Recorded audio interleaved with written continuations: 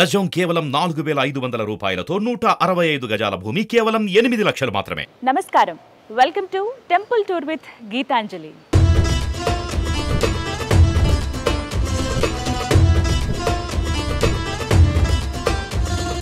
ఇవాళ మనం దర్శించుకోబోతున్న ఆలయం రాజమహేంద్రవరంలో ఉన్నటువంటి శ్రీ మహాకాళి సమేత మహాకాళేశ్వర దేవాలయం. ఈ ఆలయం చాలా ప్రత్యేకమైనది. మహాకాళేశ్వరుడు ఆ మహాకాళి అమ్మవార్లతో పాటుగా ఎన్నో ఉపాలయాలను ఇక్కడ దర్శించుకోవచ్చు. అతి సుందరమైన ఆలయం ఇది. నాతో పాటు మీరు కూడా దర్శనం చేసుకుందరుగానే రండి.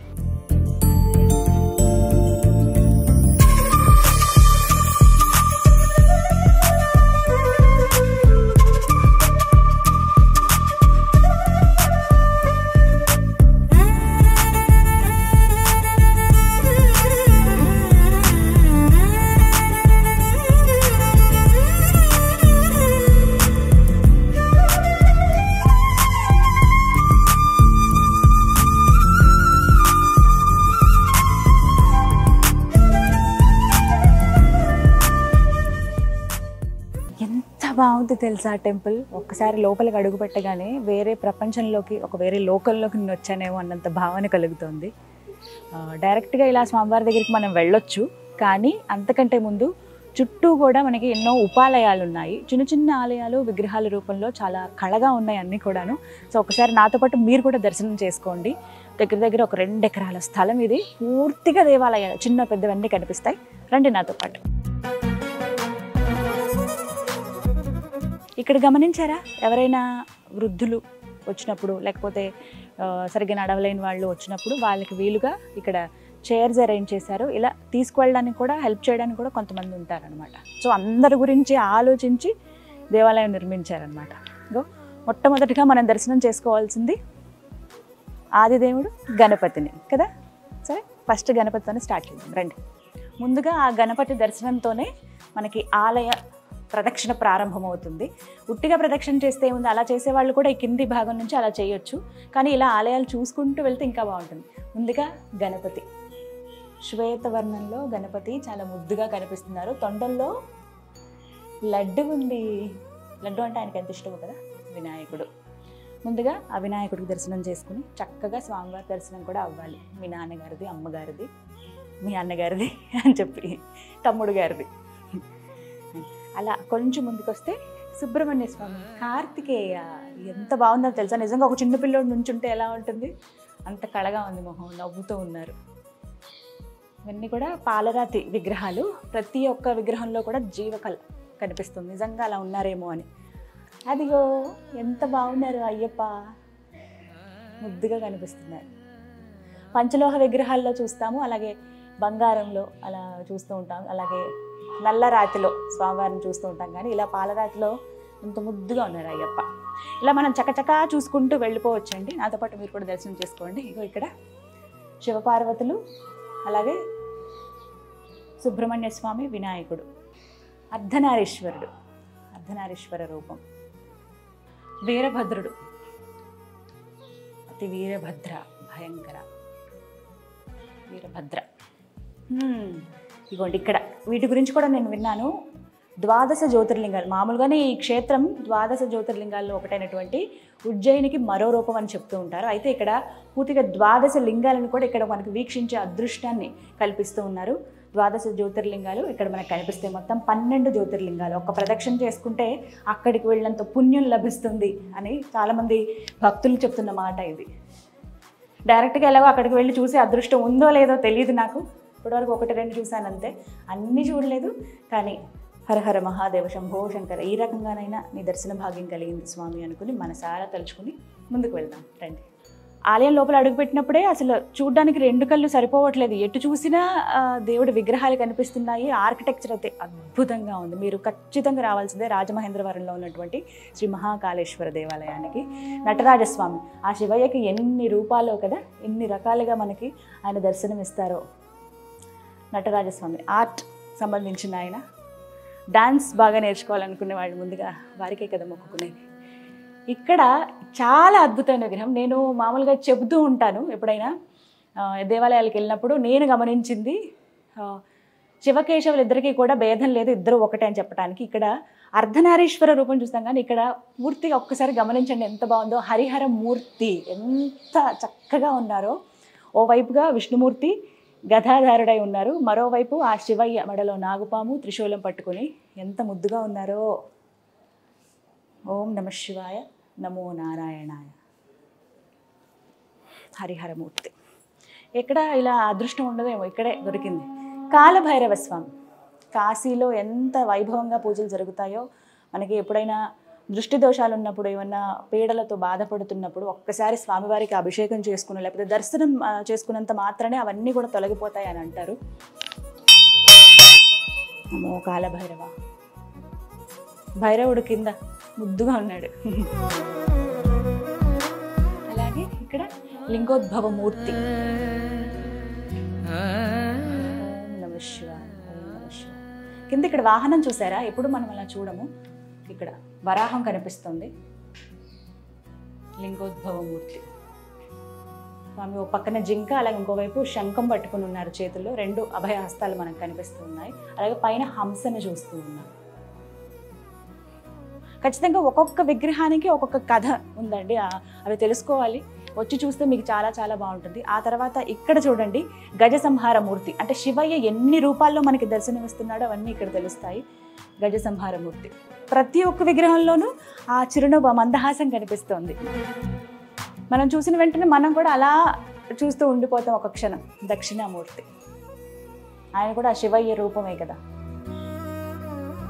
అసలు ఒక్కొక్కటి కూడా ఆర్కిటెక్చర్ కూడా చూసారా ఎంత బాగుందో. ఒక్కొక్క స్తంభం మామూలుగా అలా సింపుల్గా వదిలేకుండా వీటికి కూడా నీట్గా రంగులు వేశారు. అంటే వచ్చిన ప్రతి భక్తుడికి కూడా ఒక ఆధ్యాత్మిక భావన కలగాలి అంటే ఉన్నంతసేపు కూడా ఇంకా వేరే ఆలోచన రాదండి. ఇక్కడ ఉన్నట్టు ఇలా చూస్తూ ఉండిపోతాం, ఓవైపు విగ్రహాలు చూస్తాం, లేకుంటే ఈ స్తంభాల్లో ప్రతి దగ్గర ఆ జీవకళ ఉట్టిపడుతుంది. ఈ కళాత్మకంగా ఎంత చక్కగా చెక్కారో. ఎక్కడ చిన్నగా ఇలా వంకర వచ్చినట్టు కానీ డిజైన్ పోయినట్టు కానీ అనిపించదు మనకి. ఎంత బాగుందో చూడండి. జస్ట్ సింపుల్ గోల్డ్ కలర్ అలా సిల్వర్ వేసి అలా ఉంచేశారు. చాలా అందంగా ఉంది, నాకైతే భలే నచ్చింది, చాలా బాగుంది. ఓ భిక్షాటన మూర్తి. శివయ్య నిజంగా ఎన్ని రూపాలు నీకు. భిక్షపాత్ర చేతిలో కనిపిస్తుంది. అలాగే ఇంకోవైపు జింక చూస్తున్నాము. అలాగే మరోవైపున స్వామివారి ఆభరణాలు ఎంత చక్కగా ఉన్నాయో చూడండి. స్వామివారి నగ్నంగా ఉన్నారు ఇక్కడ. అంటే మనిషికి ఇంకా ఏమీ అవసరం లేదు, ఆయన రూపం అదే అని. చాలా బాగుంది. ప్రతి ఒక్క విగ్రహం ఏదో ఒక అంతరార్థం ఉంటుందంటే అది మనం తెలుసుకోవాలంతే. ఆటగదరా శివ, ఆటగద కేశవ, అంతా ఆయన చిత్తమే ఏది జరిగినా. ఎంత అద్భుతమైన ఏకపాదమూర్తి. ఓవైపున బ్రహ్మ, మరోవైపున విష్ణు, మధ్యలో ఆ శివయ్య. ఏకపాదం. పాదం చూడండి ఒకసారి, ఒకటే పాదంతో ఉన్నారు ఆయన. మామూలుగా విగ్రహాలలో మనం చూసేది 2 పాదాలు, అలాగే దానికి సంబంధించిన విగ్రహ రూపం అంతా కూడా భిన్నంగా కనిపిస్తుంది.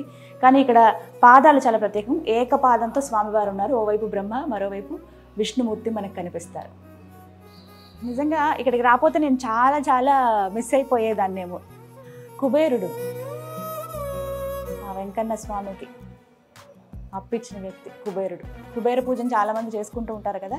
ఇళ్లలో చేసుకోలేని వాళ్ళు చక్కగా వచ్చి ఒక్కసారైనా ఇలా దర్శనం చేసుకోవచ్చు. ఫొటోస్ అవి పెట్టి మనం పూజ చేసుకుంటాం. ఇలా విగ్రహారాధన, అది కూడా ఒక క్షేత్రంలో ఉన్నప్పుడు, ఒక దేవాలయంలో ఉన్నప్పుడు ఆ శక్తి ఖచ్చితంగా ఉంటుంది. మనం వచ్చి ఇక్కడ పూజ చేసుకోవచ్చు. ఇక్కడ పూజని కాస్తంత సమయం గడపచ్చు. ఇలా బయటకు వస్తే ఒక్కసారి చూడండి ఎంత బాగుందో, సుందరంగా. ఇప్పటి వరకు మనం చూసింది లోపల ఉన్నటువంటి విగ్రహాలు. పైన కూడా ఏ దేవుడైతే లోపల ఏ ఆలయాలు అయితే ఉన్నాయో వాటికి సంబంధించిన దైవాన్ని పైన కూడా చెక్కారు. అదేవిధంగా మొత్తం ఇలా చూస్తుంటే ఏంటంటే ఒక్కసారి ఇవి టచ్ చేసిన దూరం నుంచి చూసినప్పుడు, మామూలు ఆర్ట్ వర్క్ చేసేటప్పుడు ఒక థెర్మకోల్ తోటి ఇలా చేస్తూ ఉంటారు కదా, అలా అనిపిస్తుంది. కానీ టచ్ చేస్తే ఆ రాయిని ఎలా పట్టుకుంటాం అలా ప్రతి ఒక్కటి కూడా చాలా శ్రద్ధగా చేయించారండి ఆలయ ధర్మకర్త. డిజైన్ కూడా ఎక్కడ ఎక్కువ రంగులు వేసి అలా కాదు, నీట్గా సింపుల్గా గోల్డ్ కలర్, సిమెంట్ కలర్ అవి మాత్రమే తీసుకున్నారు. ప్రధాన ఆలయం అయితే ఇంకా బాగుంటుంది. ఇవన్నీ కూడా చుట్టుపక్కల. ఇంకా నేను మీకు ఆలయంలో ఒక పావు వంతు చూపించానేమో అంతే. ఇంకా చాలా పెద్దగా ఉంది. మొత్తంగా 2 ఎకరాల స్థలం ఇది. ఈ 2 ఎకరాల్లో ఎక్కడ గ్యాప్ లేకుండా కేవలం భక్తులు నడిచేందుకు వీలుగా ఉన్నంతగా మధ్యలో స్థలం ఇచ్చారు. మిగతా అంతా కూడా చిన్న చిన్న ఉపాలయాలే మనకి కనిపిస్తాయి. శైవారాధనకు సంబంధించి ముందుగా గణపతిని ఆరాధిస్తూ ఉంటారు. అదేవిధంగా గణపతి దగ్గర నుంచి చివరిగా ఆది శంకరాచార్యులు అక్కడి వరకు మనకి విగ్రహాలు కనిపిస్తాయి. ఇక ఇక్కడి నుంచి అమ్మవార్ల దర్శనం ఉంటుంది. శివయ్య. ముందు ఆయన దర్శనం చేసుకుని అమ్మవారికి వస్తే మామూలుగా తెలుసు కదా, ఏ భార్యకైనా సరే భర్తని పొగిడిన, భర్త గురించి ఏమైనా మాట్లాడినా ఎంత సంతోషిస్తుందో అంతే ఈవిడ కూడా. చక్కగా అభయం ఇస్తూ కమలంలో కూర్చుని బాలా త్రిపుర సుందరీదేవి. నవదుర్గలు ఇక్కడ మనం చూడొచ్చు. అలాగే దుర్గామాత అలంకారాలను కూడా మనం ఇక్కడ వీక్షించవచ్చు. ఇదిగా కమలంలో కూర్చున్నారు అమ్మవారు. గాయత్రీదేవి, నమో గాయత్రీదేవి. ఓం భూర్భువస్సువః తత్సవితుర్వరేణ్యం భర్గో దేవస్య ధీమహి ధియో యో నః ప్రచోదయాత్.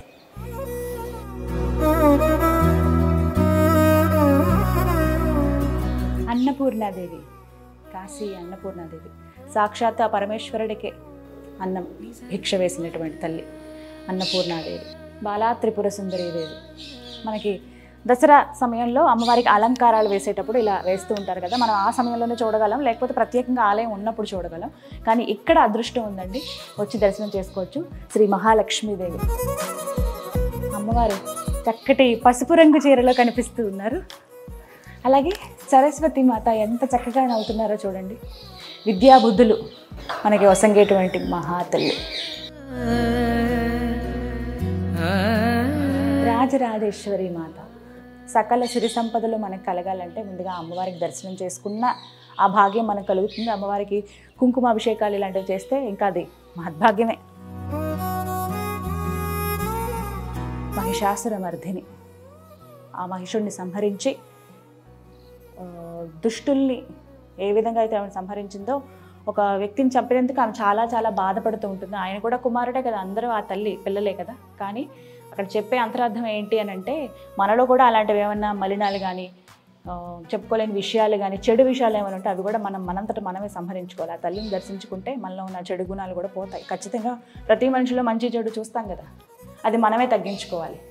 శ్రీచక్రం అమ్మా జగన్మాత. నేనైతే డైరెక్ట్గా దర్శించుకోలేదు, నేను శ్రీపురం వెళ్ళినప్పుడు చూశాను. శ్రీచక్రం ఆకారంలోనే అక్కడ ఆలయంలో తిరిగి వెళ్ళాల్సి ఉంటుంది ఆ అమ్మవారి దగ్గరికి. అక్కడ ఒకసారి అనుభూతి చెందాను. మళ్ళీ ఇక్కడ ఇదంతా కూడా మీరు గమనించవచ్చు. కృష్ణశిల అంటారు, నల్లటి రాతి. ఇదంతా కూడా చాలా నున్నగా ఉంటుంది, ఇలా చాలా నున్నగా ఉంటుంది. Very soft texture. ఇది ఎంత చక్కగా చెక్కారో చూడండి, శ్రీచక్ర యంత్రం. అలాగే శ్రీ గౌరీమాత అమ్మవారు. గౌరీదేవి పూజలు చేయిస్తారు కదా పెళ్లి కూతుర్లకి, పెళ్లి కాని వాళ్ళు చేసుకుంటూ ఉంటారు. అలాగే జ్యేష్ఠాదేవి, ఈవిడ కూడా మహాశక్తి స్వరూపుడు. ఆ జగన్మాతని అన్ని రూపాలు ఆవిడవే. అన్నీ ఒకచోట దర్శించుకోవడం అనేది నిజంగా ఒక అదృష్టం. అది వాసవి మాత. చిలక ఉన్నారు చేతిలో. దత్తాత్రేయ స్వామి వారు. జయ గురుదత్త. దత్తాత్రేయ స్వామి అనుగ్రహం ఉంటే నిజంగా అంటే గురువుకి సంబంధించి బృహస్పతి మన జాతకంలో ఏమన్నా దోషాలు ఉన్నా ఖచ్చితంగా అవన్నీ కూడా నివారణ అవుతాయి. గురువుకి మరో రూపం శ్రీ సాయిబాబా వారు, వారి పాదాలు.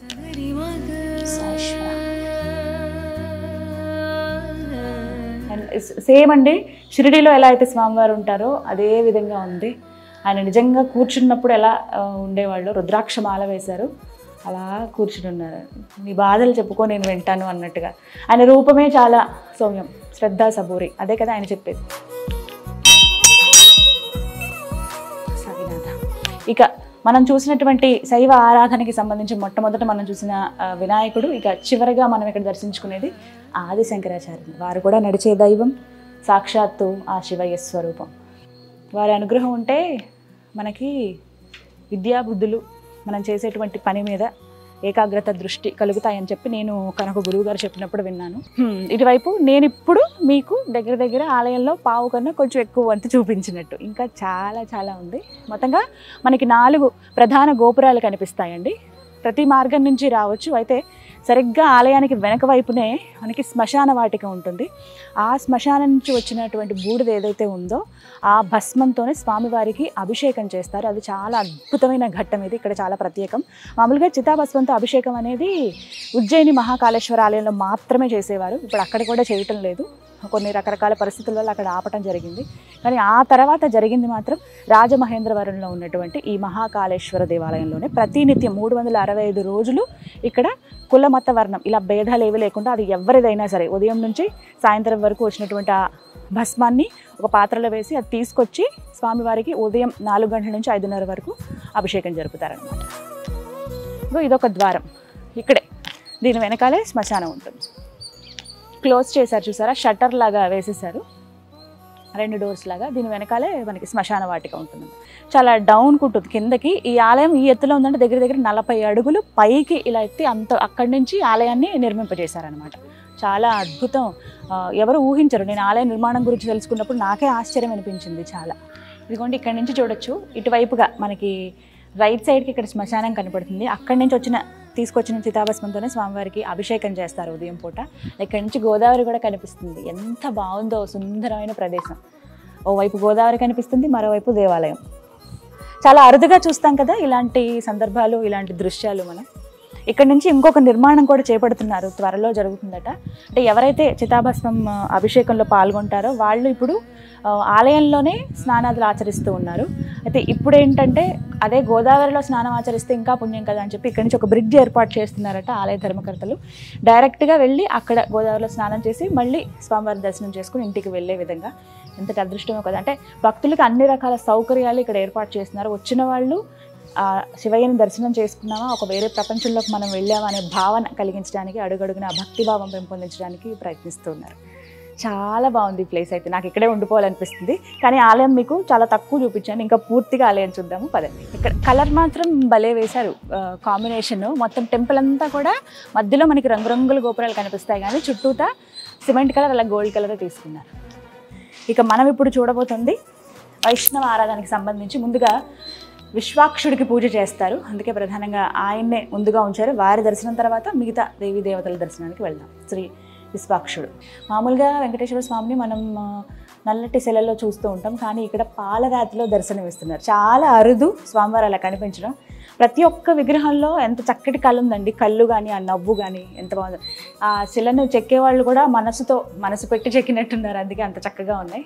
రాధాకృష్ణులు ఎంత బాగున్నారు. చక్కటి దేవాలయం, దివ్యమైన అనుభూతి.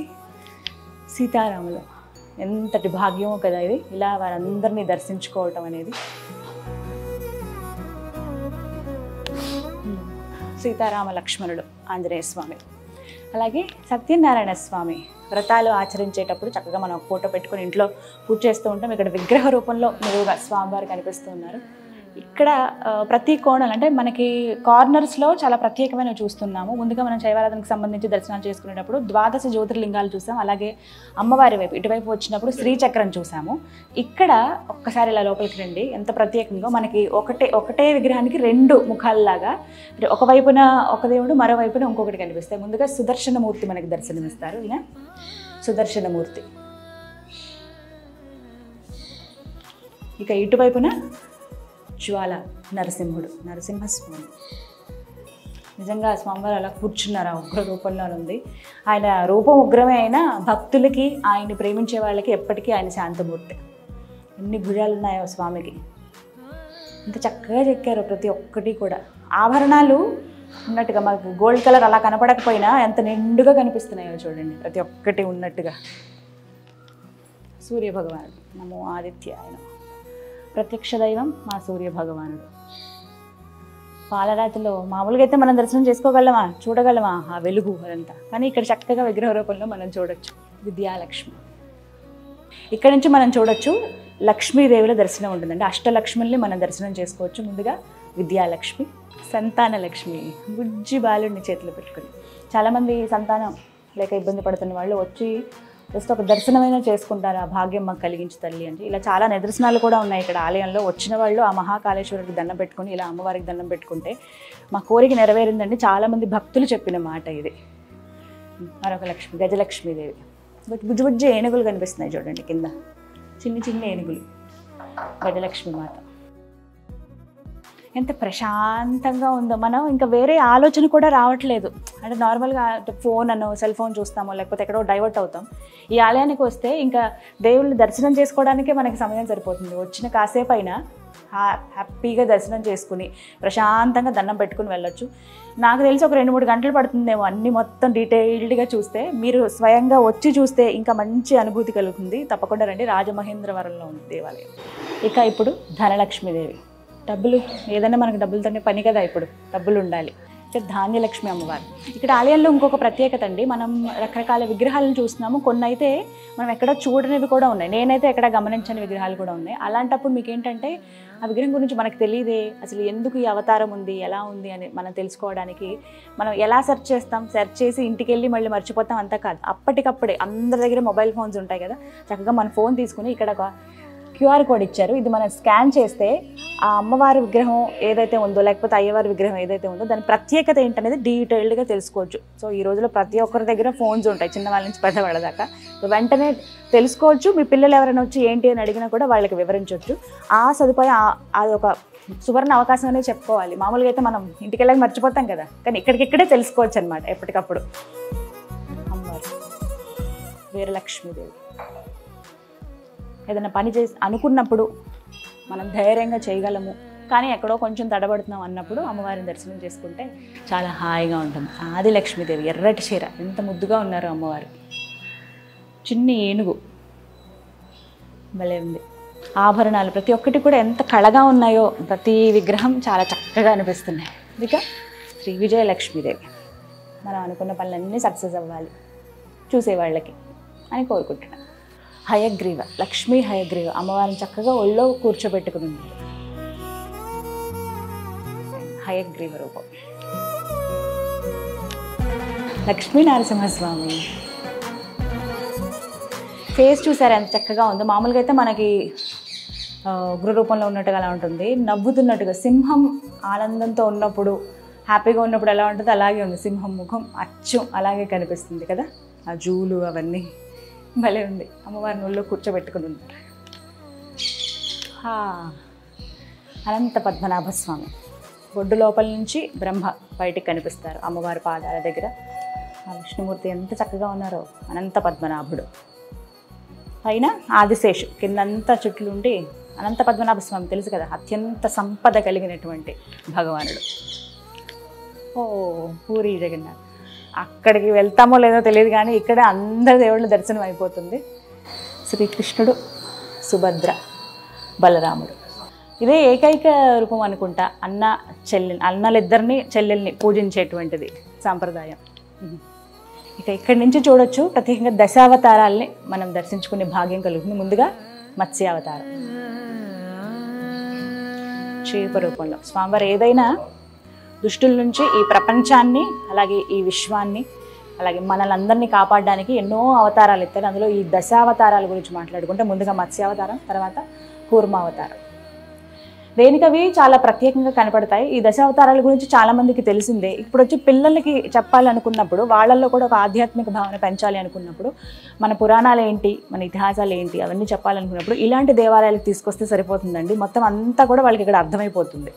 ఇక వరాహస్వామి. ఆ భూగోళాన్ని ఆయన కొమ్ముల మధ్యలో పెట్టి ఎంత చక్కగా కాపాడతాడు. భాగవతం, భారతం, రామాయణం వీటిని చదివితే ప్రతి ఒక్కటి తెలుస్తాయి, కానీ మనలో చాలామంది చదవరు, అవి తెలుసుకోరు. ఇలా వచ్చి విగ్రహాల రూపంలో నేను చూసి తెలుసుకుంటే ఇంకా బాగుంటుంది. నరసింహస్వామి. నరసింహ రూపం, నరసింహ అవతారం. వామనుడు 3 అడుగులు భూమి అడిగారు. ఎంత చిన్నగా ఉంటారు ఆయన, భలే ఉన్నారు. కళగా ఉంది మొహం కూడా.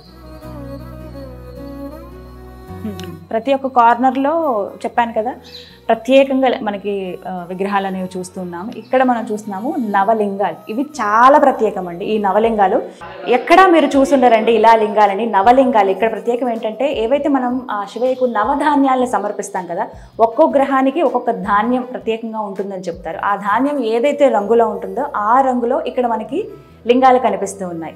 ప్రధానంగా మధ్యలో మనకి ఇక్కడ సూర్య భగవానుడు, నవగ్రహాలలో సూర్య భగవానుడు, అలాగే చంద్రుడు, అలాగే కుజుడు, బుధుడు, మనకి పచ్చటి రంగు చెప్తూ ఉంటారు కదా, అంటే పెసలు, బుధుడు కనిపిస్తున్నారు.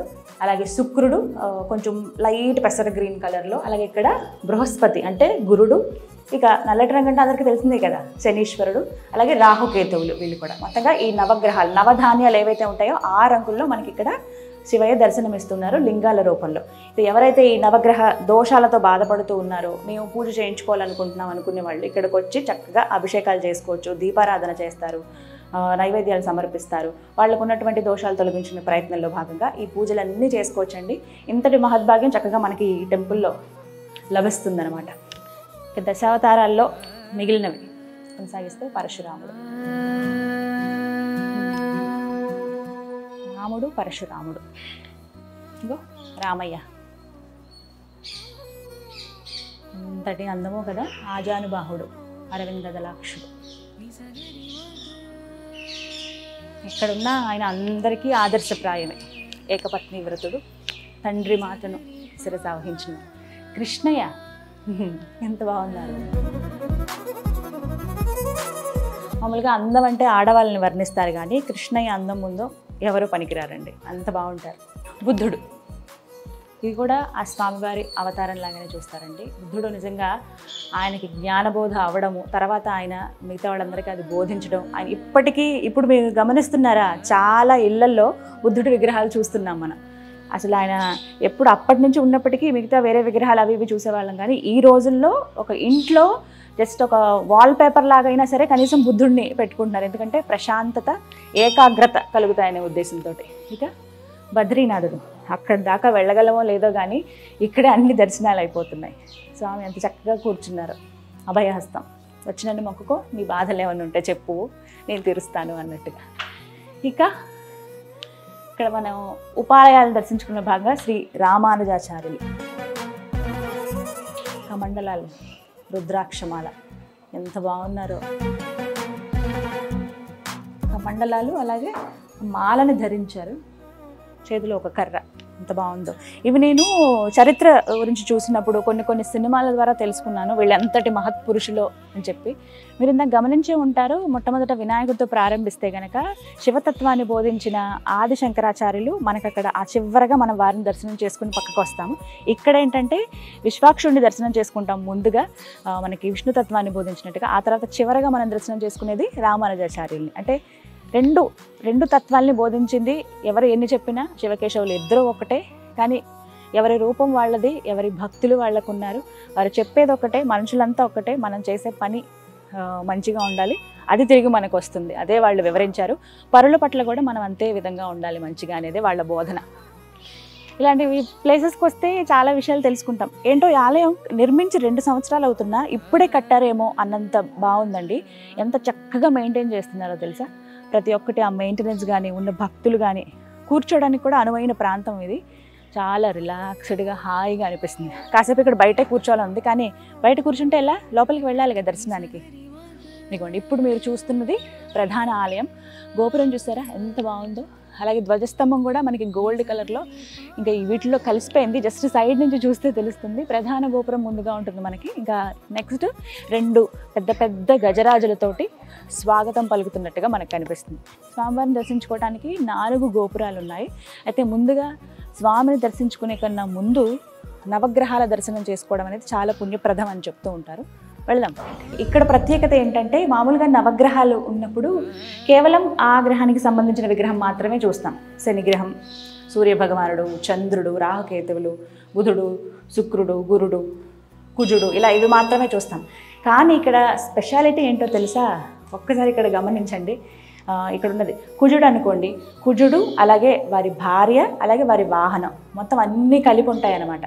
సో మనం ఏదైనా ఎవరికైనా ఇంటికి పిలిచినప్పుడు, మన ప్రాబ్లం ఏదైనా అంటే ఎవరికైనా ఇంటికి వెళ్ళినప్పుడు, మనం ఏదైనా ఫంక్షన్కి మనం ఆహ్వానించినప్పుడు, వాళ్ళ వల్ల మనకు శుభం కలగాలనుకున్నప్పుడు ఇంటిల్లి బాధని పిలుస్తాం కదా, మనం బాగా చూసుకుంటాం కదా. అలా ఇక్కడికి వచ్చినప్పుడు కూడా వాళ్ళ ఫ్యామిలీ అందరినీ కూడా దర్శించుకునే అవకాశం ఇచ్చారనమాట. చాలా బాగుంది. నాకు తెలిసి ఇలా దేవాలయాల్లో ఎక్కడ నేనైతే చూడలేదండి. ఫర్ ద ఫస్ట్ టైం నేను చూస్తూ ఉన్నాను. మనకి రాజమండ్రిలో ఉన్నటువంటి శ్రీ మహాకాళేశ్వర దేవాలయంలో ఇలా నవగ్రహాలు వారి భార్య అలాగే వాహనంతో సహా ఉంటాయి. ఇగో శనీశ్వరులు, నువ్వులతో అభిషేకం, దీపాలు వెలిగించారు చక్కగా. చక్కగా నవగ్రహాల దర్శనం కూడా అయిపోయింది. ఇక నాకు ఎప్పుడెప్పుడా అని నేను మీరందరూ వెయిట్ చేస్తున్న దేవాలయంలోకి, ప్రధాన ఆలయంలోకి వెళ్ళిపోదాం. ఆలయం ఒకసారి ఆ కళను చూడండి, ఎంత కళాత్మకంగా చెక్కారో. పెద్ద పెద్ద ఏనుగులు వెల్కమ్ చెప్తున్నాయి అన్నమాట, గజరాజులు. ఇంత ఉన్నాం మనం వాటి ముందు కదా, చిన్నగా ఇంత పెద్ద పెద్ద ఏనుగులు. చాలా చక్కగా, అంటే ముందు అటువంటి ఆలోచన ఉండాలి. ఆలయ ధర్మకర్తకి ఒకటే ఆలోచించారు, వచ్చిన వాళ్ళకి ఆధ్యాత్మిక భావన కలగాలి అనే ఉద్దేశంతో ఇది చక్కగా చెక్కారు. స్వాగతం పలుకుతున్నట్టుగా దండలు పట్టుకుని ఉన్నాయి. సో ఇక్కడి నుంచి మామూలుగానే ఇందాక మీరు చూసుంటారు గోదావరి ఎంత లోతుగా ఉందో, అక్కడి నుంచి పైకి 40 అడుగులు ఎత్తులో ఇలా రోడ్డుకి సమానంగా ఉండడానికి ఇలా ఆలయాన్ని నిర్మించారు. ఇంకా కొంచెం పైకెక్కి మనం లోపల ప్రధాన ఆలయంలోకి వెళ్ళొచ్చు అనమాట. ఇంకా మిమ్మల్ని ప్రధాన ఆలయంలోకి తీసుకువెళ్లే ముందు మరో ఆకర్షణీయంగా నాకు శివయ్య కనిపించారు, ప్రత్యేకంగా కూడా కనిపించారు. నార్మల్గా ఒక్కసారి మీరు చూడండి, మీకు ఏమర్థమైందో. శివయ్యని చూడగానే నాగుపాము, నాగాభరణుడు అంటారు కదా, నాగుపాము మెళ్ళలో కనిపిస్తుంది. కానీ ఇక్కడ శివయ్యకి మొత్తంగా 9 నాగుపాములు కనిపిస్తాయి. కాదు, 9 పాములు ఆ మొత్తం ఆయన ఒంటి మీద తిరుగుతున్నట్టుగా కనపడతాయి. ఒక్కసారి ఆపాద మస్తకం చూడండి, కాళ్ళ దగ్గర నుంచి చూసుకుంటే ఆయన పాదుకలు ఎంత చక్కగా ఉన్నాయో స్వామివారి పాదాలు. ఇగో ఇక్కడ నుంచి ఇక్కడ ఒకటి పాము కనిపిస్తుంది మనకి, నాగుపాము. ఇగో ఇక్కడ ఒక పాము, అలాగే కమండలం చుట్టుకుని మరొక సర్పం కనిపిస్తోంది. అలాగే త్రిశూలానికి చుట్టుకుని మరొక సర్పం. ఇక్కడ మొత్తం 4 అయ్యాయి కదా. కొంచెం మెడలో ఇంకా ప్రధానంగా మనకి కనబడతారు ఆ నాగేశ్వరుడు, నాగుపాము. అలాగే ఆ ఉన్న నాగుపాము చుట్టుకుని ఇంకొక పాము ఉంది. అలాగే శిరస్సు పైన 2 కనిపిస్తాయి మనకి, ఆ గంగమ్మ తల్లి వైపు వెళ్తుంది ఒకటి, చంద్రుడి పైన ఒకటి. అలాగే త్రిశూలానికి చుట్టుకుని పైన, త్రిశూలానికి ఆ కమండలానికి చుట్టుకుని ఇంకొకటి. మొత్తంగా 9 పాములు. నాగలోకంలో ప్రత్యేకించి మనం 9 పాములకు మనం పూజలు చేస్తాం. ఆ 9 పాములు ఇక్కడ మనకు కనిపిస్తాయి. అలాగే ఇరువైపుల స్వామివారికి ఇక్కడ ఈ విగ్రహం ప్రత్యేకత ఏంటంటే మొత్తం అన్ని నాగుపాములు చుట్టుకుని ఉండడం. అండ్ దాంతోపాటుగా మొత్తం ఇది కింద నుంచి చూసుకుంటే 18 అడుగుల శివయ్య. ఓన్లీ శివయ్యని తీసుకుంటే కనుక 14 అడుగులు. ఇది కూడా ఏకశిల, ఎక్కడో 2 అంటే అవి ఇవి మనం అతికించినట్టుగా ఇలా కాదు, ఏకశిలనే ఈ విధంగా చెక్కారనమాట. ఎంత బాగుందో చూడండి. ఇందులోనే త్రిశూలం కూడా వచ్చింది. ఇలా ముట్టుకుంటేనే ఆ వైబ్రేషన్ తెలుస్తోంది. ప్రతి చోట అణువున ఆ స్వామివారు ఉన్నారని చెప్పి. 14 అడుగుల శివయ్య, మొత్తంగా వీటితో కలిపి 18 అడుగులు. చక్కగా నవ్వుతూ ఉన్నారు. ఈ పాలరాతివి నిజంగా భలే కళ ఉంటాయి. అంటే అది చెక్కే వాళ్ళ ఇది కూడా ఉంటుంది. చెక్కేటప్పుడు ఆ స్వామివారిని తలుచుకుంటే ఖచ్చితంగా ఆయన ఆ శక్తి వాళ్ళల్లో ఇస్తాడు. అందుకే ఆ మూర్తిలో కూడా మనకు ఆ కళ అనేది కనిపిస్తుంది. ఇరువైపుల నందుల మీద కూడా మనం ఇక్కడ సర్పాలను చూడొచ్చు. ఇగో ఇక్కడ ఇలా కూడా ఎంత బాగున్నాయో. స్వామివారి సేవకే కదా, ఆయన ఎప్పుడు పిలుస్తాడా సిద్ధంగా ఉంటాయి. భలే ఉన్నాయి. ఇంత సుందరమైన ఆలయం నిర్మించింది ఎవరో తెలుసా అండి? ఈ ఆలయ ధర్మకర్త పట్టపగలు వెంకట్రావు గారు. ఆయన ఒక కాటి కాపరి. వారి గురించి చాలా మందికి తెలిసిందే. ఆయన లిమ్కా బుక్ ఆఫ్ అవార్డు గ్రహీత కూడా. ప్రత్యేకించి రాజమండ్రిలో ఆయన 2 శ్మశాన వాటికల్ని నిర్మించారు. ఆ శ్మశాన వాటికల్లో ఏవైతే కాష్టం ఉంటుందో వాటి నుంచి వచ్చిన చితాభస్మంతో స్వామివారికి ఇక్కడ అభిషేకం కూడా చేస్తూ ఉంటారు. అదే ఆయన మహాకాళేశ్వరి వెళ్ళి, అంటే ఉజ్జయిని వెళ్ళి మహాకాళేశ్వరికి ఏ విధంగా అయితే అభిషేకం జరుగుతుందో అది చూసి తెలుసుకుని ఈ విధంగా ఇక్కడ కూడా జరగాలనే ఒక సంకల్పంతో ఇలా ప్రారంభించారు. ముందు ఆయన అనుకున్నది చాలా సింపుల్గా గుడి కడదామని, కానీ ఇంత పెద్దగా ఆ శివయ్య ఆయనలో పూని ఇంత చక్కగా ఆలయాన్ని నిర్మింపజేసుకున్నారు. చాలా సుందరమైన ఆలయం ఇది. అందులో చాలామంది అంటూ ఉంటారు, అసలు చూడగానే అనిపిస్తుంది ఇంత ఆలయానికి ఎంత ఖర్చు అయి ఉంటుందో అని. కానీ ఈ మాట కేవలం ఆ శివయ్యకి వెంకట్రావు గారికి వారిద్దరికి మాత్రమే తెలుసు. ఎప్పుడు ఆ విషయం బయటికి రాదు. ఎంత ఖర్చు అయినా కానీ ఇక్కడ ప్రతి చోట అణువున ఆ దైవత్వం మనం చూస్తున్నాం. మన భక్తులుగా మనకు కావాల్సింది అదే కదా. ఇక ఎప్పుడెప్పుడా అనుకుంటున్న ఆ స్వామివారి దర్శనానికి వెళ్ళిపోతున్నాము. ప్రధాన ఆలయంలోకి అడుగు పెట్టబోతున్నాము. ఓం నమః శివాయ, ఓం నమః శివాయ. ఎంత బాగుందండి ఆర్కిటెక్చర్, ఎంత చక్కగా అసలు ఈ స్తంభాలను ఏర్పాటు చేశారు, ఎంత చక్కగా చెక్కారు. ఇక్కడ మనకి కాస్త వేరే రంగు, గోధుమ రంగులో కనిపిస్తుంది ధ్వజస్తంభం. శివయ్య ఎక్కడ పాడవకుండా పైన గ్లాస్ తోటి కవర్ చేశారు చూడండి. ఈ ధ్వజస్తంభంలో మొత్తం అంతా కూడా మనకి ఇక్కడ పంచలోహంతో ఆ తాపడంతో మొత్తం కవర్ చేసేసారు. రాతితో ఉంటాయి, తర్వాత వాటిని పైన ఇలా తాపడం చేస్తారు కదా మనకి పంచలోహంతో, అలాగే ఇక్కడ చేశారు. దీనిపైన కూడా డిజైన్ మనం చూడొచ్చు. ఇక్కడ చూడండి వినాయకుడు ఒకవైపు నందీశ్వరుడు, అలాగే మళ్ళీ వైపు త్రిశూలం మనకు కనిపిస్తున్నాయి. ఇంకొక వైపు నంది. రెండు వైపులా మనకి నందీశ్వరుడు కనిపిస్తారు, అలాగే ముందు భాగంలో వినాయకుడు, ఆ వెనుక భాగంలో త్రిశూలం మనకు కనబడుతుంది. ఇక్కడ ఏంటంటే మనకి ప్రధాన ఆలయంలోకి వెళ్ళడానికి 4 ప్రధాన గోపురాలు ఉంటాయి. 4 వైపుల నుంచి మనం ఎటు చూసినా స్వామివారు ఏకరూపంలో మనకు కనిపిస్తారు. ఎటు నుంచి చూసినా ఒకటే లింగరూపం, అదే కదా, ఆది అంతం అనేది ఉండదు. ఎక్కడ స్టార్టింగ్ ఇక్కడ ఎండింగ్ అనేది ఆ లింగరూపంలో మనం చూడడం.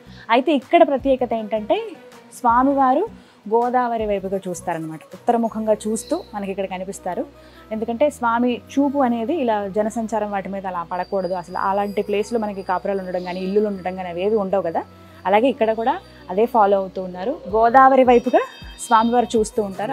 ఆ పక్కకే మనకి శ్మశానం ఉంటుంది.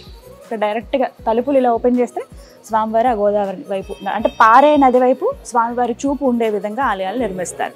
ఇది అందరికీ తెలిసిన విషయమే కదా. చాలామంది నేను గమనించాను, ముందుగా శివయ్య దగ్గరికి వెళ్లే ముందు నందీశ్వరుడు చెవిలో ఏదో చెప్పి లోపలికి వెళుతూ ఉంటారు. నాకు తెలిసి మేబీ అది పర్మిషన్ అనుకుంటా. మేము స్వామివారి దగ్గరికి వెళుతున్నాము అని ముందుగా ఆయన ఆజ్ఞ తీసుకుని మనం వెళ్ళాలి.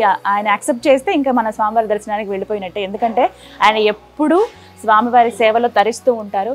మనం ఎన్ని చోట్ల చూడలేదు. రీసెంట్గా నేను బెంగళూరు వెళ్ళినప్పుడు కూడా చూశాను, దొడ్డ బసవన్న, పెద్ద బసవన్నను చూశాను.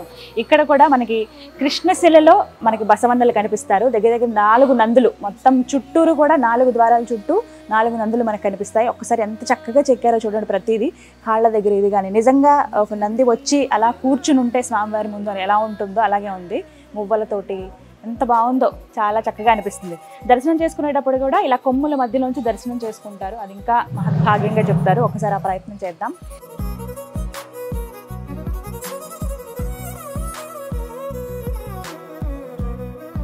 ఎత్తుంది చాలా.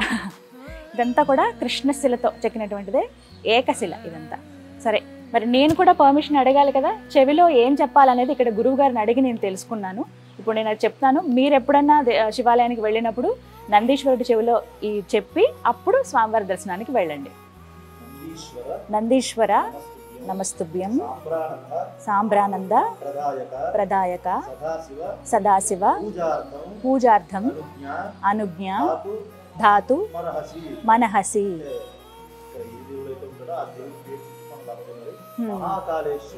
మహాకాళేశ్వర పూజార్థం అనుజ్ఞ దాతు మనహసి. ఇగో ఇదే, మీరు చక్కగా వీడియోని ఒక్కసారి మళ్ళీ బ్యాక్ చేసి చూసుకుంటే మీరు అంతా రాసుకోండి, అది కంఠస్థ పెట్టండి. నాకు ఇప్పుడు గురువుగారు చెప్తుంటే నేను అలా చెప్పాను. మీరైతే చెప్పుకుని ఆయన ఆజ్ఞ తీసుకుని శివయ్య దగ్గరికి వెళ్ళండి. ఖచ్చితంగా ప్రశాంతంగా ఉంటుంది ముందు. అలాగే ఆ శివయ్యని డైరెక్ట్గా చూస్తే ఇంకా అంతకంటే భాగ్యమా. హర హర హర హర మహాదేవ శంభో శంకర.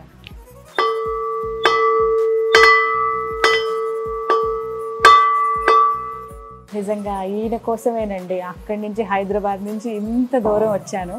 నిజంగా చూడ్డానికి 2 కళ్ళు సరిపోవట్లేదు. ఇంత పెద్ద శివలింగం అంటే చాలా అద్భుతంగా అలా స్వామివారిని చూస్తూ ఉండిపోవాలని అనిపించింది నాకు. ఎంతటి మహద్భాగ్యం అనేది. హరహర మహాదేవ శంభో శంకర.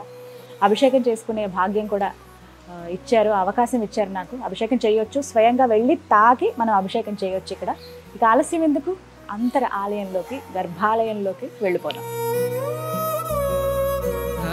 లోపలికి వచ్చేసాను. స్వయంగా మన చేతులతో అభిషేకం చేసుకునే అవకాశం ఉంటుంది ఇక్కడ. చాలా అరుదుగా ఉంటుంది శివాలయాల్లో. అలా కేవలం పురుషుల్ని మాత్రమే అనుమతిస్తారు. అయితే ఇక్కడ కూడా కొన్ని నియమాలు ఉన్నాయి. చితాభస్మంతో ఏదైతే అభిషేకం చేస్తారో అక్కడ కేవలం పురుషులకు మాత్రమే లోపలికి అనుమతి ఉంటుందో అభిషేకం చేయడానికి. మిగతా సమయంలో మహిళలు పురుషులు అందరూ రావచ్చు, చిన్న పెద్ద అందరూ వచ్చి దర్శనం చేసుకోవచ్చు, స్వయంగా వాళ్ళే అభిషేకం చేసుకోవచ్చు. ఎంత పెద్ద లింగమో చూడండి. మొత్తంగా 9 అడుగుల శివయ్య మనకి ఇక్కడ కనిపిస్తున్నారు. శివలింగం భూమి లోపలికి మనకి 3 అడుగులు ఉంటుంది. పానవట్టం ఒక 3 అడుగులు, అలాగే ఆ లింగ రూపం మరొక 3 అడుగులు. చాలా నిండుగా కనిపిస్తున్నారు స్వామివారు. ఇప్పుడంటే అభిషేకం జరిగింది, అలాగే పైనుంచి ఆ ధార అనేది మనం చూస్తున్నాం కదా. ఇప్పుడు ఆ నీళ్ళు అలా పడుతున్నాయి కాబట్టి సింపుల్గా కనిపిస్తున్నారు ఆయన. కానీ నిండుగా అలంకారం చేసినప్పుడు, పూలతో అలంకరించినప్పుడు నిజంగా ఒళ్ళు జలతరిస్తుందండి. మనం నిజంగా ఆ స్వామిని దగ్గర నుంచి చూస్తున్నాం అన్న భావన ఉంటుంది. కానీ ఆయన ఎంత సింపుల్గా ఉంటారు అందరికీ తెలిసిందే కదా. కేవలం ఒక నీటి చుక్కతో అభిషేకం చేస్తే చాలు, ఆయన తరించిపోతాడు. ఎక్కువ ఆభరణాలు ఇవన్నీ ఏం అవసరం లేదు ఆ శివయ్యకి. మనం మనస్ఫూర్తిగా దండం పెట్టుకుంటే చాలు. అందుకని నేను ఇప్పుడు అభిషేకం చేస్తాను. ఇక్కడ పురోహితులు, ప్రధాన అర్చకులు ఆదిత్య శర్మ గారు, అలాగే మొత్తంగా 5గురు అర్చకత్వం వహిస్తూ ఉంటారు. వీళ్ళే ఇక్కడ వివిధ పూజాది కార్యక్రమాలు చేస్తూ ఉంటారనమాట. సో అందరూ కూడా ఇక్కడ ప్రధాన ఆలయంలో ఉన్నారు. ఒకసారి మనం కూడా మాట్లాడదాం. నమస్కారం గురువు గారు. స్వయంగా భక్తులే అభిషేకం చేసుకోవచ్చు కదండి? సరే, స్త్రీలు, పిల్లలు, పెద్దలు అందరూ కూడా వాళ్ళ చేతులతో వాళ్ళే స్వయంగా వాళ్ళు ఏ ద్రవ్యం అయితే తెచ్చుకుంటారో, పాలు, పెరుగు, తేనె, నెయ్యి, పంచదార, పంచామృతాలు కానీ, పళ్ళ రసాలు కానీ, చెరుకు కానీ ఏ ద్రవ్యం తెచ్చుకుంటే ఆ ద్రవ్యంతో వాళ్ళందరూ వాళ్ళే అభిషేకం చేసుకోవచ్చు. చేయొచ్చా అండి? నేను తప్పకుండా. ఓం శ్రీ గురుభ్యో నమః. శ్రీ మహాగణాధిపతయే నమః. ఓం నమో భగవతే రుద్రాయ. ఓం నమస్తే రుద్రమణ్యవ ఉతోత ఇషవే నమః. నమస్తే హస్తుధన్వనే బాహుభ్యాముతే నమః. యాత ఇష శివతమా శివం భూవతే తనుః. శివాశ్రవ్యా వ్యాతపతయా నోరుద్రమణయ. యాతే రుద్రశివాతనోరఘోరాపాపకాశిని. తయానస్తు మహాగిరిసింతాభిజాకసీః. యామి శంగిరిశంతహస్తే వీభ్యరిషస్తవే. శివాంగిరిత్తతాంగురు మాహిగుం శ్రీపురుషం జగదు. శివేన వచితాత్వా గిరిసాత్యా వదామసి. యథా నః సర్వమిద్యగదు యక్షకం సుమనో అసతు. అద్య బోధతి వక్తా ప్రథమో దైవ్యో విశదు. అహూగుస్య సర్వాన్ యంభయన్ సర్వాస్తయాతు ధాన్యః. తేనండి. సవ్యస్తాంబ్రో అరుణవత బభ్రుస్. తేనండి. పంచామృతాలలో మరొకటి ముందుగా పాలతో అభిషేకం చేసాము, ఇప్పుడు తేనె. నెయ్యి కట్ చేసిన తర్వాత ఓం నమః శివాయ, ఓం నమః శివాయ, ఓం నమః శివాయ. ఉదైనం గోపానదృసన్నుధార్యః. ఉదైనం విశ్వాభూతాని సదృష్టో ముడయోజనః. నమో ఇసుకాశ్రాయ మేడుషే. అథో ఏ హత్య సత్వానో గుందేభ్యో కర్ణమః. విద్యంజన కపర్జునో విశల్యో భానవామృత. అనే అన్న శేషవ ఆభురస్య నిశంగతి. నెయ్యండి. నెయ్యి. నమస్తే అస్వాయుధాయ అనాథతాయ దుష్ణవే. ఉభాభ్యాముదతే నమో బాహుభ్యాం తవ తన్మనే. పరితే తన్మనో హేతురస్మాన్ వృణక్తు విష్ణతః. అథో ఏ హత్య సత్వానోగం. నమస్తే అస్తు భగవన్ విశ్వేశ్వరాయ మహాదేవాయ త్రయంబకాయ ప్రాంతకాయ త్రికాగ్నికాల కాలాగ్నిరుద్రాయ నీలకంఠాయ మృత్యుంజయాయ సర్వేశ్వరాయ సదాశివాయ శ్రీమన్మహ దేవాయ నమః. ఓం హిరణ్యబాహవే శ్రేణాన్యే దిశాంచపతయే నమో నమః. వృక్షేభ్యో హరికేశేభ్యో పశూనాం పతయే నమో నమః. సస్పింజరాజద్విషీమతే పత్తీనాం పతయే నమో నమః. సూతాయ హంద్యాయ వనానాం పతయే నమో నమః. రోహితాయ స్తపతే వృక్షాణాం పతయే నమో నమః. వాణిజాయ కక్షానాం పతయే నమో నమః. వాయువస్కృతాయ ఔషధీనాం పతయే నమో నమః. ఉచ్చీర్ఘోషాయ గ్రంథయతే పత్తీనాం పతయే నమో నమః. బబ్బులు సాధ్యముతో నీళ్ళు లగి తీనాం పతయే నమో నమః. వ్యాధినీనాం పతయే నమో నమః. ఓం తదళో పరివేష్టితలింగం సర్వసముద్భవ కారణలింగం అష్టదరిద్ర వినాశనలింగం తత్ప్రణమామి సదా శివలింగం. సురగురు సురవర పూజితలింగం. ఇలా స్వయంగా భక్తులే వచ్చి అభిషేకం చేసుకునే అవకాశం ఇస్తున్నారనమాట. ఇక్కడ హ్యాపీగా మనం ఆ భాగ్యం ఇది నిజంగా ఒక అదృష్టంగానే భావించవచ్చు. శివాలయాల్లో మనం వెళ్ళి అభిషేకం చేసుకుంటే తెలిసిందే కదా, ఈది బాధలు ఏమన్నా ఉన్నా, మనకు చెప్పలేని ప్రాబ్లమ్స్ ఏమన్నా ఉన్నా మనం ఆ దైవంతోనే చెప్పుకుంటాం. ఇక్కడికి వచ్చి మనసారా ఒకసారి స్వామిని తలుచుకొని అభిషేకం చేసి మా బాధలు ఇవయ్యా, లేకపోతే మాకు ఈ కష్టం వచ్చిందని చెప్తే ఆయన ఖచ్చితంగా వింటారు, ఆ కోరికలు కూడా నెరవేరుస్తారు. నాకు ఇక్కడ చూస్తుంటేనే మనసంతా నిండిపోతుంది. నేను సీతాభస్మం అభిషేకం కూడా చూశానండి, వాటికి సెపరేట్ వీడియో కూడా చేశాను, అది కూడా చూడండి మీరు. అసలు ఒక్కసారి ఇలా గూస్ బంప్స్ వస్తారు, రోమాలు నిక్కబొడుస్తాయి. నిజంగా కైలాసంలో ఉన్నామా, మనం కైలాసంలో స్వయంగా స్వామివారిని చూస్తున్నామా అన్నంత భావన కలుగుతుంది. ఖచ్చితంగా మీరు కూడా వచ్చి రాజమండ్రిలో ఉన్నటువంటి ఈ ఆలయాన్ని దర్శించుకోండి. ఆ స్వామివారి కృప ఖచ్చితంగా మీ పైన ఉంటుంది. ఇస్తారు, ఎటు చూసినా స్వామివారి దర్శనం ఇస్తారు. నందీశ్వరుని దాటుకుని ఇలా లోపలికి రావచ్చు. ఆలయంలో అంటే చుట్టూ ప్రదక్షిణ చేయడానికి కావచ్చు, కొంతమంది దగ్గర ఒక 20-30 మంది పట్టే విధంగా లోపల కూడా మనకు అంత ప్లేస్ ఉంటుంది. నిజంగా ఒక్కసారి స్వామివారిని మనసారా దండం పెట్టుకుందాం. ఓం నమః శివాయ, ఓం నమః శివాయ. ఇక్కడ ఆయన తాకే అవకాశం కూడా ఉంటుందండి. శివాయ, తెలిసి తెలియక ఏమైనా తప్పులు చేస్తే, అవి నన్ను బాధ పెట్టుంటే నన్ను క్షమించండి, మీ అనుగ్రహం ఎప్పుడు మాతో ఉండాలి. ఓం నమః శివాయ, ఓం నమః శివాయ.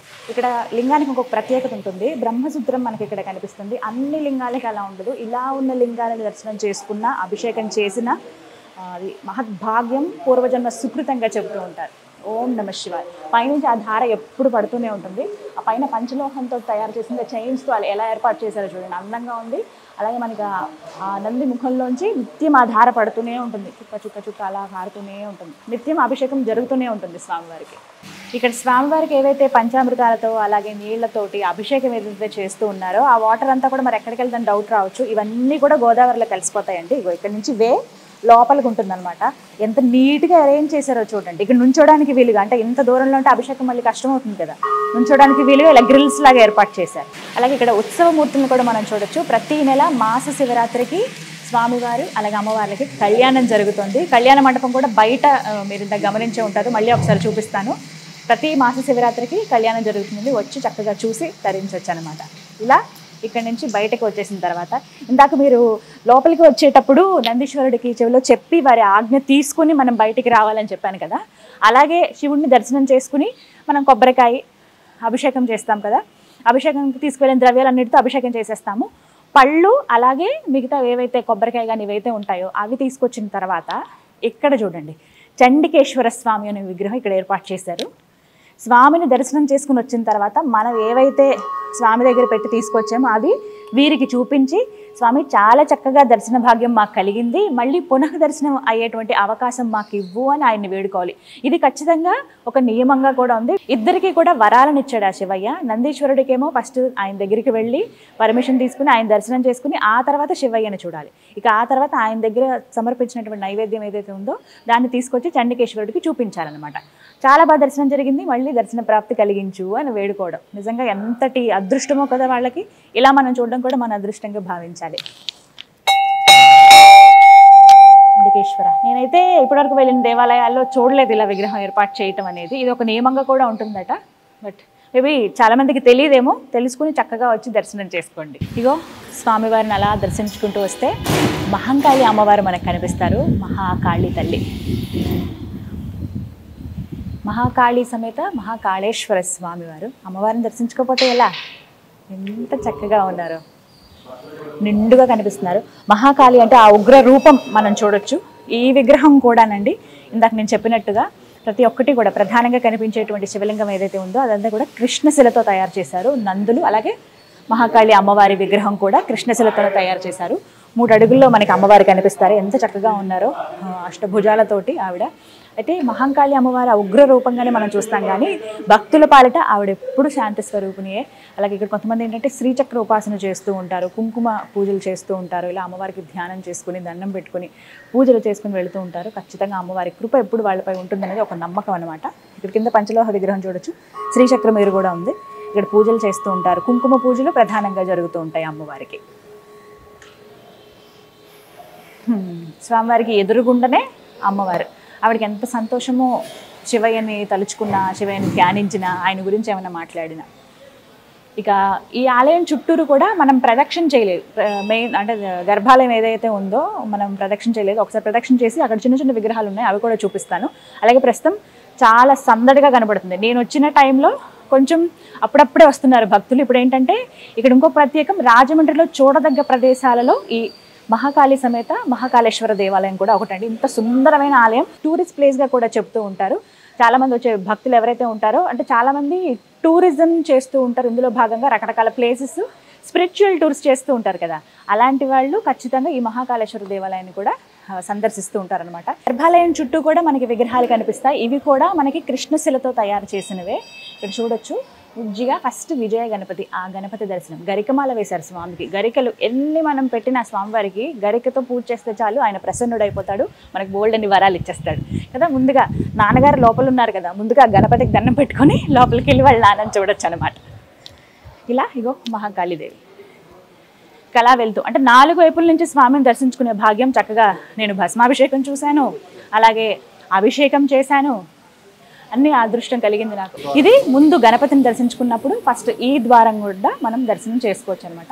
ఎంత పెద్ద ద్వారాలు ఉన్నాయో చూడండి, పెద్ద పెద్ద తలుపులు కూడా వాటికి. 2 వైపులా కూడా జయ విజయాలు, అలాగే 2 వైపులా కూడా విగ్రహాలతో చక్కగా చెక్కినవి మనకు కనిపిస్తాయి. ఇక ఇక్కడి నుంచి ఇలా ప్రదక్షిణ చేసే క్రమంలో కుమారస్వామిని చూడొచ్చు, సుబ్రహ్మణ్య స్వామి ఎంత చక్కగా ఉన్నారో. ఈయన కూడా కృష్ణశిలలో పంచెలతోటి బాగా అలంకరించారు కదా వస్త్రాలు.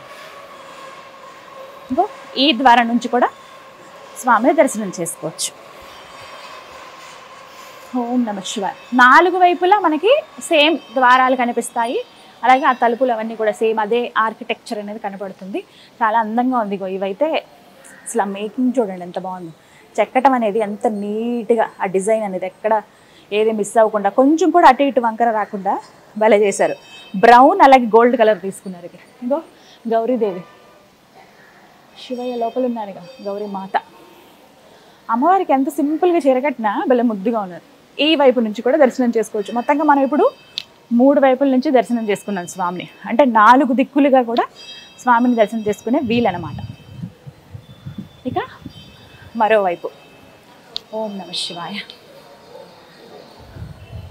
ఇక్కడ అమ్మవారు పార్వతీదేవి, వినాయకుడు, అలాగే కుమారస్వామి, అలాగే గౌరీదేవి, పార్వతీదేవి. ఎవరైనా వాళ్ళే కదా, అంతా ఆ పార్వతీ పరమేశ్వరులే ఆది దంపతులు. మా జగన్మాత కూడా కృష్ణశిలతో తయారు చేసింది అనమాట. ఇక ఆఖరిగా మనం లాస్ట్ ఈ 4వ దిక్కు నుంచి ఈ ద్వారం నుంచి కూడా దర్శనం చేసుకున్నాం. హర హర హర హర మహాదేవ శంభో శంకర శంభో శంకర హర హర హర హర శంభో ఓం నమః శివాయ. ఓ శంకర. భక్తులు వస్తూ ఉన్నారు. వీళ్ళంతా కూడా టూరిస్టులు, స్పిరిచువల్ టూర్స్ వెళ్తూ ఉంటారు కదా, అలాంటి వాళ్ళు ఇక్కడికి వచ్చి ఈ దేవాలయాన్ని కూడా దర్శనం చేసుకుంటారనమాట. మొత్తం మీద ఎంత చక్కగా నాకు దర్శనం జరిగిందో తెలుసా. ఎప్పుడు ఏ దేవాలయానికి వెళ్ళినా నేను కాసేపు అక్కడ మెడిటేషన్ చేయటమో లేకపోతే ఒక్క నిమిషం ధ్యానంలో కూర్చోవడం చేస్తాను. సో ఇప్పుడు ఆ సమయం వచ్చేసింది. కాసేపు ప్రశాంతంగా కూర్చుని స్వామివారికి దండం పెట్టుకుంటాను. ఇదే కళ్యాణ మండపంలో స్వామి అమ్మవార్లకు ప్రతి మాస శివరాత్రికి కళ్యాణం జరుగుతుందండి. ఆ కళ్యాణం చూస్తే చాలా చాలా మంచిది అని చెబుతూ ఉంటారు.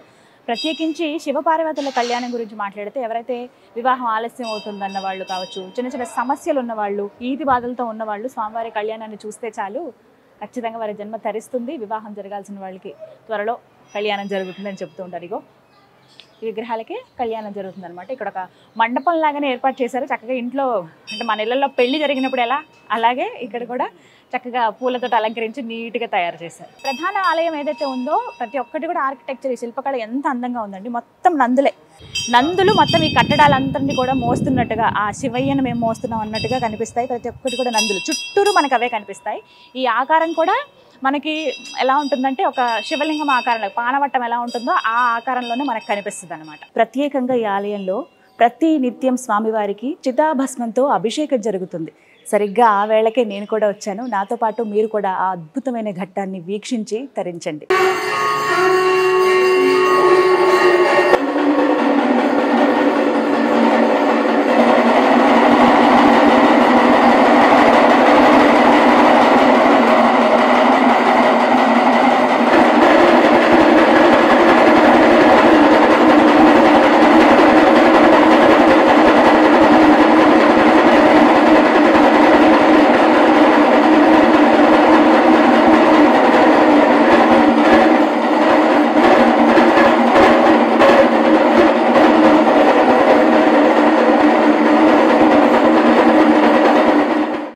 మనతో పాటు ఆలయ ప్రధాన అర్చకులు ఆదిత్య శర్మ గారు ఉన్నారు. వారితో మాట్లాడదాం.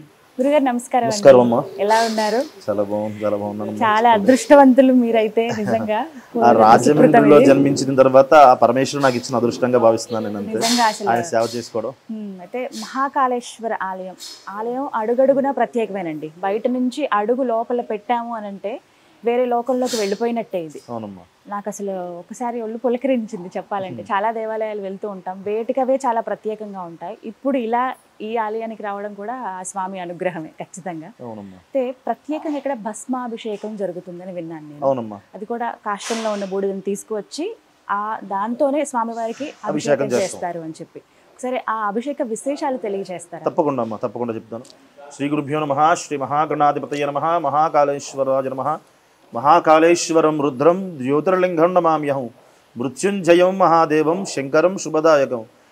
ఉజ్జయిని మహాకాళేశ్వరుడు జ్యోతిర్లింగాల్లో 3వ జ్యోతిర్లింగం అనేటువంటి ఉజ్జయిని మహాకాళేశ్వరుడికి ఏ విధంగా అయితే ప్రతి నిత్యము కూడా చితాభస్మంతో స్వామివారికి అభిషేకం జరుగుతుందో రాజమండ్రిలో నిర్మించినటువంటి ఈ మహాకాళేశ్వరాలయంలో స్వామివారికి కూడా అదే విధముగా ప్రతిరోజు తెల్లవారుజామున సూర్యోదయానికి పూర్వమే స్వామివారికి చితాభస్మాభిషేకం పూర్తవుతూ ఉంటుందమ్మా.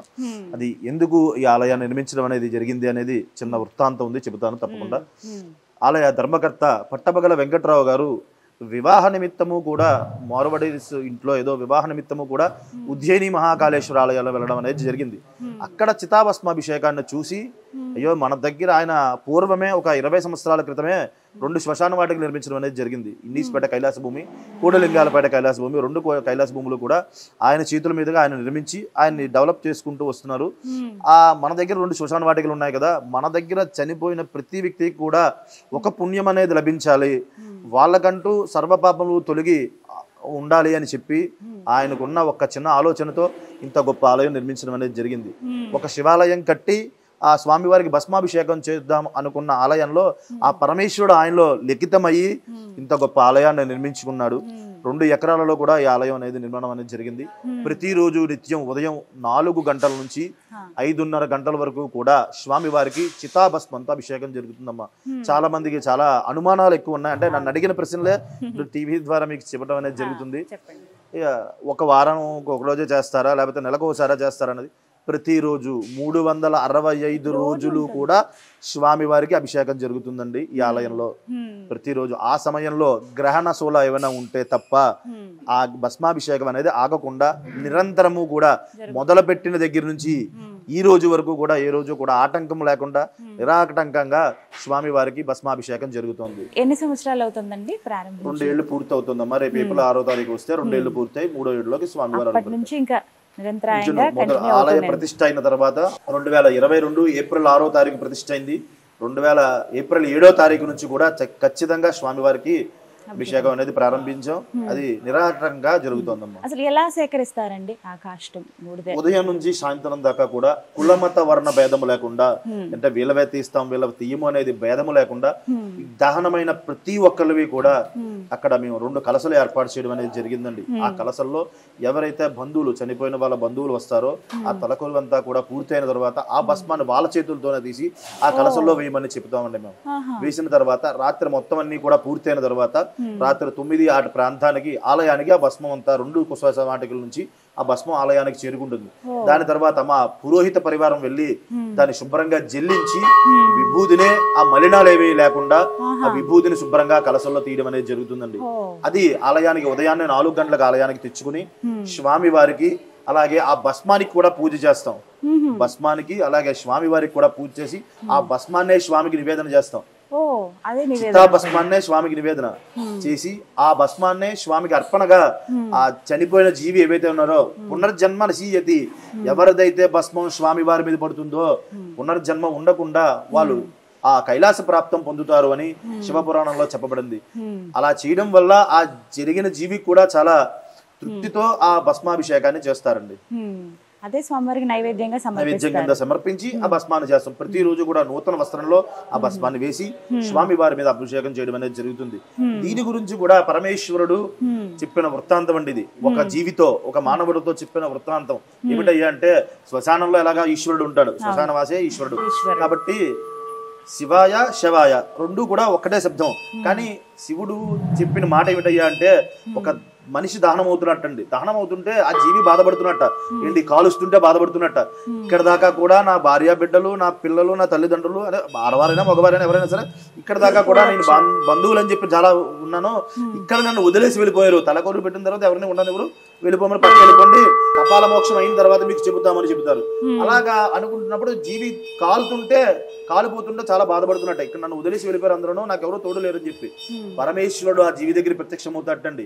ప్రత్యక్షమయ్యి చెబుతాట, ఇక్కడ నుంచి నీ బాంధవ్యాలన్నీ తొలగాయి, నువ్వు కైలాస ప్రాప్తానికి పొందుతావు, నీకు అక్కడే బాంధవ్యాలు ఉంటాయి అని చెప్తాటండి. చెప్పిన తర్వాత ఆ జీవుడికి పరమేశ్వరుడు ఏ విధంగా కనిపిస్తాడయ్యా అంటే, శిరస్ భాగం ఒకటే కనిపిస్తుందటండి, మిగతాదంతా కూడా మండుతున్న అగ్నిగోళంలా ఉంటాడట. ఆ పరమేశ్వరుడు కూడా ఆయన శరీరం కూడా దహనం అవుతున్నట్టే ఉంటుందిట ఆ కనిపించే జీవికి. ఎప్పుడయ్యా ఆయన శరీరం రూపు పొందుతుందంటే ఎప్పుడైతే ఆ జీవి దహనం పూర్తిగా జరిగిన తర్వాత ఆ పరమేశ్వరుడు ఆ భస్మాన్ని తీసుకుని శరీరానికి రాసుకుంటట, అప్పుడు ఆయనకు కూడా శరీరం ఏర్పడుతుంది.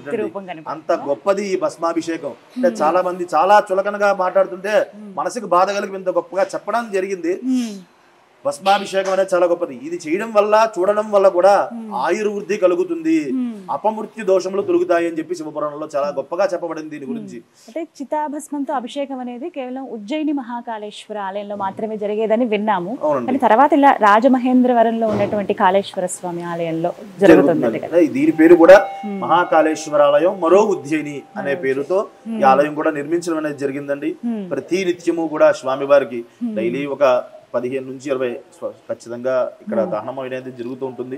దహనమైన ప్రతి ఒక్కరివి కూడా కొంచెం కొంచెం విభూతిని కలసల్లో ఏర్పాటు చేసి అది శుభ్రంగా ఆలయానికి తెచ్చుకుని పొద్దున్నే మా అర్చకులు అక్కడికి వెళ్తాం. దాని దగ్గరికి వెళ్ళి దాన్ని ఒక మేళతాళాలతో తీసుకొచ్చి స్వామి వారి దగ్గర ఉంచుకుని దాన్ని కూడా స్వామి వారికి నివేదన చేసి అప్పుడు భస్మాభిషేకం చేయడం అనేది జరుగుతుందండి. 4:30 నుంచి 5:30 వరకు ఖచ్చితంగా గంట సేపు స్వామికి అభిషేకం అనేది చేస్తాం. స్వయంగా భక్తులతో చేయించడం చూసాను నేను. అంటే ఈ ప్రక్రియ కూడా అంటే ప్రతి ఒక్కరిలో కూడా దీంట్లో భాగస్వామ్యం చెయ్యాలి అని స్వామివారి ప్రతిష్ఠ కూడా అందరూ వచ్చి తాకి ముట్టుకునే విధంగానే ఈ ప్రతిష్ఠ అనేది జరిగింది. పాలాభిషేకాలు కానీ ఇంకోటి ఏవి చేసినా సరే భక్తులు తమ చేతులతో తామే స్వయంగా ఈ అభిషేకాలు అవి కూడా చేసుకునే అవకాశం ఉంటుంది ఈ ఆలయంలో. అయితే అభిషేకం జరిగేటప్పుడు, భస్మాభిషేకం జరిగేటప్పుడు మాత్రం మగవారికి మాత్రమే అనుమతి అండి. అది కూడా సాంప్రదాయంగా ఒక పంచి కండువా ధోతి వేసుకుని రావడమే, అంతేకాని ఎలా పడితే అలా వచ్చినా కూడా భస్మాభిషేకం అనేది చేయనివ్వం వాళ్ళ చేత కూడా. ఎవరికైనా అనుమతి అండి, వాళ్ళు మగవారు మాత్రమే రావాలి.